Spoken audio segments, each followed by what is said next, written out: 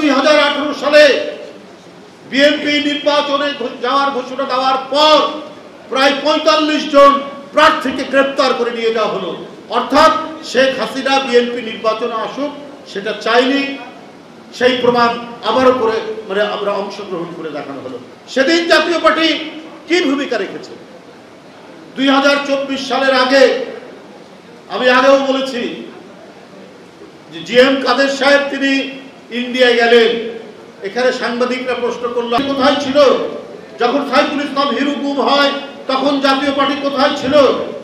যখন সুমন গুম হয়, জাকির গুম হয়, ছাত্র নেতারা, যুব নেতারা, তখন জাতীয় পার্টি কোথায় ছিল? যখন 2014 নির্বাচনে ভোট কেন্দ্রে কোনো ভোটার নেই, সেখানে কুকুর, বিড়াল, গরু, ছাগল ঘুরে বেড়াচ্ছে, সেই নির্বাচনে যাব না করতে করতে আপনারা গেলেন।